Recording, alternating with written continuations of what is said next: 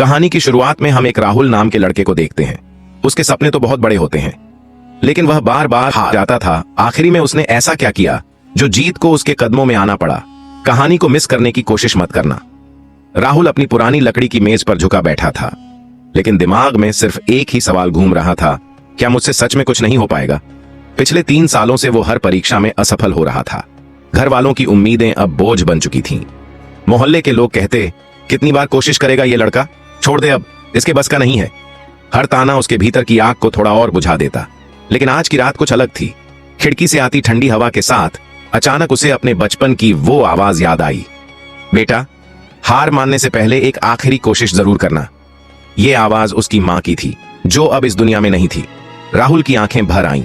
उसने खुद से कहा, मां की बात मानूंगा, कल आखिरी कोशिश करूंगा, बस एक आखिरी बार। सुबह 5 बजे। शहर अभी जागा भी नहीं था, लेकिन राहुल उठ चुका था। वो ठंडे पानी से नहाकर अपने पुराने नोट्स लेकर बाहर निकल गया। पार्क की बेंच पर बैठा वो 2 घंटे तक बिना रुके पढ़ता रहा। थकान थी, लेकिन उसके चेहरे पर एक अलग चमक थी, जैसे वो खुद से कोई वादा कर चुका हो। उसके दोस्त अमित ने जब उसे देखा तो बोला, भाई, तू फिर शुरू हो गया? हर बार फेल होकर भी कैसे इतना हिम्मत रखता है? राहुल मुस्कुराया, क्योंकि हर बार जब मैं गिरता हूं, मुझे लगता है कि अब बस एक कदम और मंजिल सामने होगी। अमित ने सिर हिलाया, तू पागल है। राहुल हंस पड़ा, शायद, पर कभी कभी पागलपन ही इंसान को जीत तक ले जाता है। हर रात जब वो थक कर बिस्तर पर गिरता, उसे मां की वही आवाज सुनाई देती, हार मानने से पहले आखिरी कोशिश जरूर करना।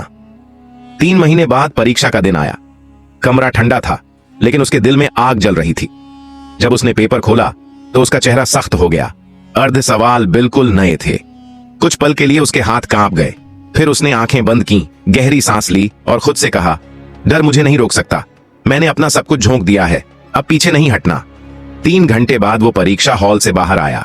चेहरा थका हुआ था, पर आंखों में सुकून था।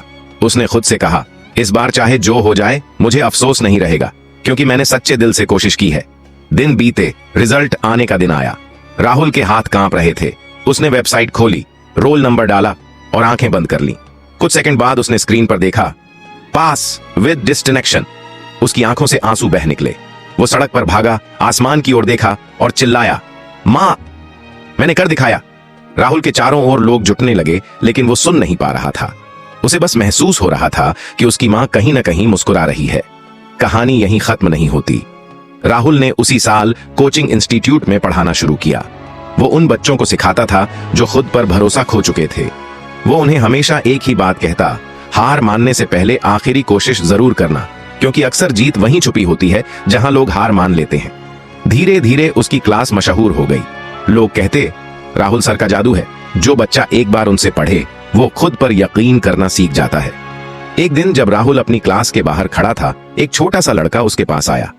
सर, मैंने आज पेपर में बहुत खराब लिखा, क्या मुझसे भी कुछ नहीं होगा? राहुल मुस्कुराया, बच्चे के सिर पर हाथ रखा और कहा, अगर तू हार मान लेगा तो शायद नहीं, लेकिन अगर तू आखिरी कोशिश करेगा तो शायद पूरी दुनिया तेरे कदम चूमेगी। लड़के की आंखें चमक उठीं और राहुल ने आसमान की ओर देखा। मां की याद फिर से दिल में उतर आई। कभी कभी जिंदगी हमें बार बार गिराती है, ताकि हम अपने अंदर की ताकत पहचान सकें। जो लोग हार मान लेते हैं, वो सिर्फ रास्ते खोते हैं, लेकिन जो लोग एक आखिरी कोशिश करते हैं, वही इतिहास लिखते हैं। क्योंकि जीत हमेशा उस मोड़ के बाद आती है जहां ज्यादातर लोग रुक जाते हैं।